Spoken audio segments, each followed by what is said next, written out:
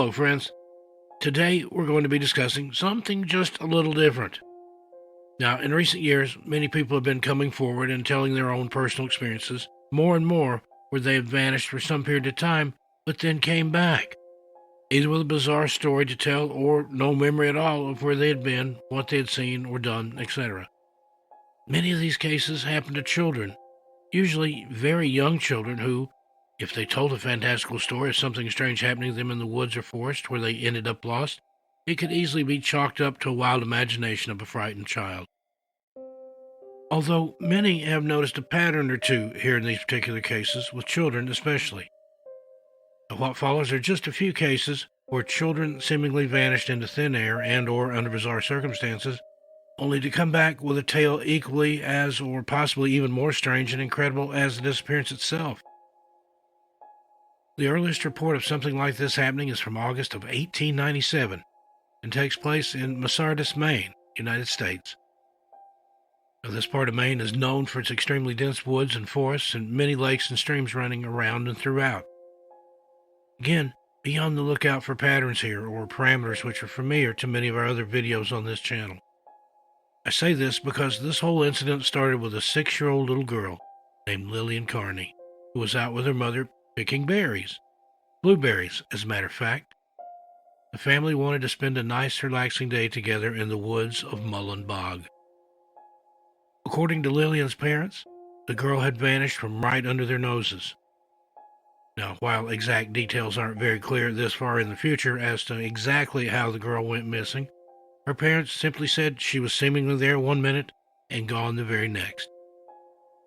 What started as a small preliminary search turned into more than 300 searchers, all calling out for the girl by name and looking through every known inch of the woods, all to no avail. Lillian was gone for almost 2 entire days and nights.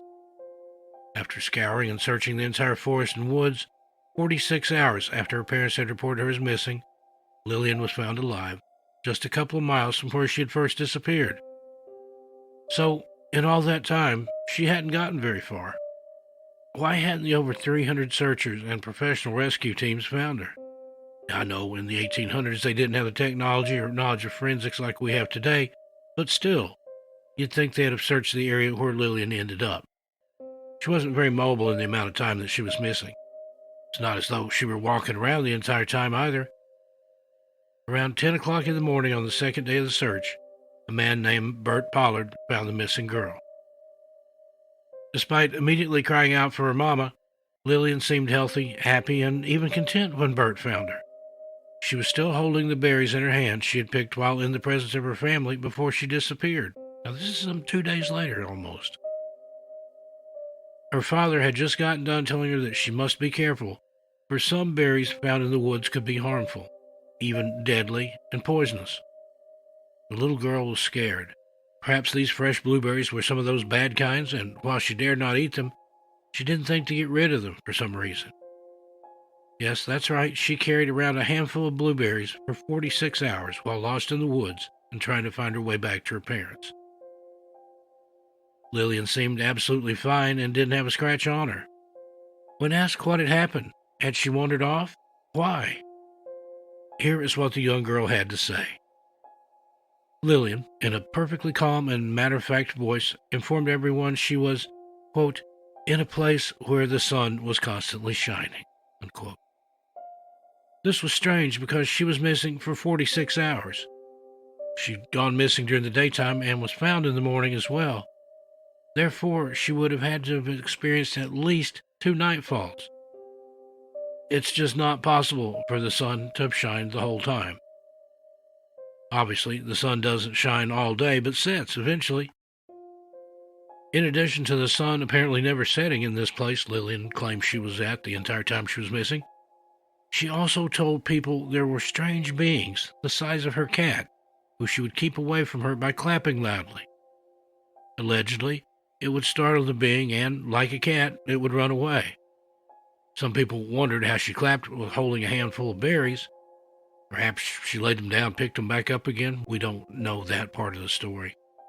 But that does make this story even more bizarre. Why had she been so adamant to keep these fresh berries with her when she wasn't even sure if they were poison or not? It's a question no one thought to ask her, and therefore, unfortunately, we don't have an answer.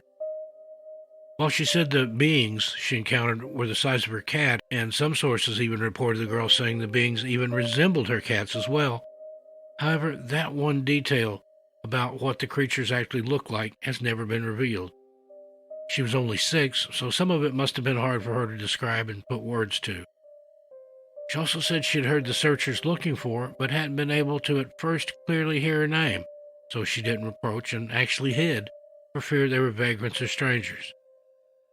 She only heard strangers yelling loudly in the woods, and her 6-year-old mind couldn't put 2 and 2 together to realize they were there to rescue her. It's unknown if Lillian even realized rescuing was something she was in need of. The girl seemed to be just fine where she was, at least in the first few minutes she was found. Once she finally heard them shouting her name, though, clearly, and was sure of it, only then did she show herself. The searchers and the authorities, of course, searched the area and the surrounding area of where Lillian was eventually found, but they found no entities or creatures that looked like cats, and in fact, nothing strange at all. Night came and went as normally, as did the day. Many of the people involved chalked this up to a scared 6-year-old's wild imagination, thinking or perhaps even pretending her pet cat was there with her for comfort, and possibly playing pretend that the sun was still shining so as not to have to deal with her inherent fear of the dark. This is exactly the point many have been trying to make, not just about Lillian's case, but of all the cases of children who have vanished and returned in this way. Is whatever this is, whatever is happening in the woods, and who or whatever is responsible, are they purposely choosing victims who won't be believed simply because of their age or their intelligence, no matter what it is they have to say? Could be. Or so it seems, at least to some. We can discuss this in the comments later. Now, the local press reasoned that the sun Lillian was seeing was actually the moon, which was full, and in the clear country sky, and she thought maybe it was a dimmer sun. Also, they insisted the strange beings she was seeing were rabbits. These rabbits were allegedly what she likened to her cats. Although, in reality, neither of these could possibly be the case, however, because, upon further investigation, turns out it was overcast both nights she was missing, and therefore the moon wouldn't have been visible to the little girl. The sky would have actually been much darker than normal because the stars and moon would have been covered by this overcast state. Also, about the rabbits. Lillian was from the region and knew the difference between cats and rabbits. With all the attention on missing people in the woods and national parks these days, all these questions with very little answers and people like us just trying to figure it out, we're bound to come across some strange and bizarre tales of the woods, any woods. These extremely peculiar cases take place all around the world. Our next case happened in Sweden in 1922. An 8-year-old boy named Austin Engstrom left school with a friend, and instead of going straight home, the 2 young boys decided to go to a third friend's house, where there were many of their schoolmates just playing together, as 8-year-olds often do. When Austin had finished playing with his friends, it was around 3:30 p.m. and time for him to take the usual short and very familiar walk home. It was something he did so frequently, he said later that he could have done it with his eyes closed, and if the walk was any shorter, he just may have been able to. However, by 7:30 p.m., 4 hours after Austin was last seen leaving his friend's house to walk home, his parents started to worry. His mother sent his older brother Gustav to go and find him and bring him home. Gustav was able to track down some of Austin's classmates who had been with earlier. The children told him they hadn't seen Austin since he had left, alone, at around 3:30 p.m. Gustav walked Austin's entire route home, the same way he knew his brother would have gone, but found no sign at all that he had ever walked this direction. Gustav became very scared and very worried about his brother. He was deciding how he was going to break the news to his parents, especially his mother, about the fact that he wouldn't be bringing Austin home. He was thinking about this and who knows what else, I'm sure, as he walked into the house. He immediately noticed, however, that he didn't have to be sad or worried after all. His brother Austin was sitting there on the couch next to his mother, telling an extremely strange story about what had happened to him and where he had been for almost 5 hours. Other than shivering due to being extremely cold in temperature, Austin looked perfectly fine. Terrified, sure, but physically fine nonetheless. Now here's what 8-year-old Austin had to say about his almost disappearance. He says he was walking home when, for some unknown reason, he randomly, and for the first time in his life, decided to take a shortcut through the woods. He essentially felt the need to go through the deep woods and forest instead of staying on the clear trail which he was so familiar with. He went on to explain that the entire woods had seemingly come alive, in his words, with all kinds of wildlife crawling out of the bushes and trees, just coming literally almost out of nowhere to scurry around in front of him in a seemingly playful manner, just to scamper off again just as quickly, and he says the skies grew suddenly dark. The day seemed overcast, but strangely it wasn't, as the sun was seemingly still shining so brightly down. It's like some veil had been thrown over the sunny day. What he described sounds like when storm clouds roll in, how the sky looks and how the air starts to feel. It was like that, only no storm was rolling in that day. Suddenly, he said he smelled something very gross and acrid, something unlike anything he'd ever smelled before, and he later went on to explain, quote, I looked up and noticed 3 gray objects hovering silently above me. They were so close, I could have thrown a stone at them. The objects were pulsating as if they were breathing, and I saw 2 dark lines on them. A bit further away, over the woods, another 2 objects were floating. They were bigger and darker than the ones above me. End quote. He apparently blacked out or passed out after he saw these pulsating objects both above him and in the distance. He claims the next thing he remembered was lying on the road, in the pitch dark of night, not too far from his home. He was freezing cold and disoriented.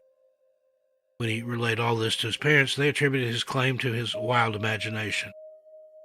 Gustav swore he had thoroughly searched the road and the exact spot even where Austin claimed to have been when he came to.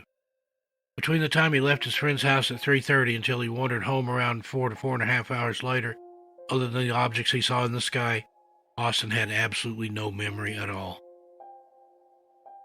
Years later, Austin would be interviewed by some UFO researchers from Sweden, and here's what he explained to them all these years later. Quoting here, Where was I during those hours? I estimate having been gone for around 4 to 4.5 hours. When I arrived home, I almost got beaten because they thought I was lying. They sent me to bed, and I was bedridden for 4 days. Probably I'd caught a cold while lying in the road. It looked as if the objects were pulsing simultaneously, all 3 of them, just like octopus functioning. They take in water and move by blowing it out. It looked like the objects used the same technique. They moved in a very elegant way, changed direction, and appeared to steer with this pulsating. Where was I? Gustav cycled this way while I was lying there without seeing me. I've pondered this so many times. End quote. Now, there's still no word as to what happened to Gustav. He went to his grave never knowing the answers. We know that most likely since the beginning of time, the woods and forests of this earth have attracted countless legends and myths, creatures of old and beyond. The thing is, we can never really tell what's true and what isn't. Even those of us, like myself, who have experienced strange things in the woods, what is the reality of what we saw, and what was our mind just filling in to help us ease the shock and possible terror we just witnessed? Are these tales based from reality, or has reality created these tales out of necessity or whatever else? As I've mentioned previously, these types of phenomena take place throughout every country and across every culture. My next alleged true tale takes place in Ethiopia in the 1960s. There was a 9-year-old boy who is unknown, so we'll just call him Joe. Joe from Ethiopia. I know. So anyways, Joe and a friend of his named Gabriel were playing in the backyard of his home. It's worth mentioning here that the whole yard was fenced in. As the boys were talking around and doing whatever little boys do, Joe says he turned for a split second to shoo away a fly, and when he turned back to Gabriel, he was gone. Allegedly, though, and let me set the scene for you, Joe and Gabriel belonged to the 1% of Ethiopians at the time who were the ruling elite, the 1% who were wealthy. Joe's father was the Minister of the Interior, and Gabriel's dad was supposedly a 4-star general in the Ethiopian army. Allegedly, the backyard from which Gabriel disappeared from was surrounded by brick walls that were 10 feet tall. Armed guards patrolled outside of these walls and the fence as well. So where did Gabriel go? This was big news. The disappearance of a high-ranking general's kid, especially in a place like Ethiopia in the 1960s, everyone thought it was going to end up being a political kidnapping. Remember, both kids' parents were very high-ranking, wealthy, and important members of society. Gabriel was gone without a trace for 6 whole months. The investigation into his disappearance turned up nothing that entire time, and literally never went anywhere. What kind of leads could you possibly have with a kid who was there 1 second and gone the next? Joe stuck to his story because he alleged it was the truth, and we all know, especially in this community, the truth doesn't change. A little after the 6-month mark of the day Gabriel simply disappeared, he returned. Actually, he returned just as quickly and seemingly out of nowhere as he had originally vanished. One day, he was just there. He was simply standing in almost the same exact spot in the backyard from which he had vanished that day while playing with Joe. Upon reappearing, Gabriel was dazed and confused. Once that it was confirmed that he was physically okay and unharmed, everyone started asking him where he had been and what had really happened to him. This is where the whole thing gets so much more unbelievable and a bit fantastical, at least to some people. Gabriel claimed he had been taken on a trip by some nice men. He stated he was in a bright, all-white room with hundreds of other kids, all playing and talking excitedly, just as confused as Gabriel was about where they were and most likely how they got there. He said there were so many children, all from different countries. The nice men, who, according to Gabriel, had been the ones to take him on this trip, had been Caucasian. He explained how surprised he was when he realized they spoke Ethiopian as fluently as he did. He also said he could understand the other children, even though they appeared to be different nationalities. It was like, although nobody spoke the same language, they could still all understand each other somehow. The white glowing room he was brought to and kept in had no windows, and the doors seemed to blend into the walls. Essentially, there was no way out. There were buttons on the walls for all different things. If he pressed the button for a bed would come right down out of the wall for him to sleep on. He told of how one moment he was in this white room, and the next he was standing in the center of a huge city. He had no clue how he had ended up there. Kind of like how he ended up being transported somehow from the backyard to the room in the first place. He said the city was glowing and sparkling, immaculately clean. There were other people there who looked strange like us, but different, he says. Us meaning humans, I suppose. One of the nice Caucasian men stayed with him and took him to a very tall building where he had to stay in another room for a while. However, Gabriel stated that that room was fun. It was an entertainment room, which had the same buttons as the first room he was teleported to, allegedly, but these buttons allowed him to travel to other places. Example, one button brought him to a beach, the other a desert, yet another a mountain. Though he was always alone and always contained in the room while somehow simultaneously traveling to these places. Again, he instinctively knew he couldn't leave if he'd wanted to. He claimed the room could even fly. After staying in this room for what he thought was only a few hours, he was back in Joe's backyard in Ethiopia again. And here it is, once again, I thought it worth mentioning, when the person doesn't realize how long they've been gone. Gabriel was gone for 6 whole months and thought it had only been a few hours. Now, of course, nobody believed Gabriel's story. Keeping in mind here how religious a country Ethiopia was at the time, most thought him to be possessed by the devil. He was even forced to see some local priests to help rid him of these demons. That's all we could find on Gabriel's story, besides that he is extremely intelligent and had a really smart career and ended up working in Holland. There are so many stories like this, some more believable than others. I could never fit them all in one video. Remember the tale of Robot Granny? There's even more to that story when you delve just a tiny bit deeper under the surface. You'll find that the grandmother herself had her own strange and possibly related encounters with her grandson in the same woods just a month or two earlier. With this, though, we wanted to present some lesser-known ones, and whether or not you believe these strange tales, I hope as always you are entertained. I look forward to your comments. Until we meet again, be good to yourselves and each other. I'm Steve Stockton, and I'll talk to you next time.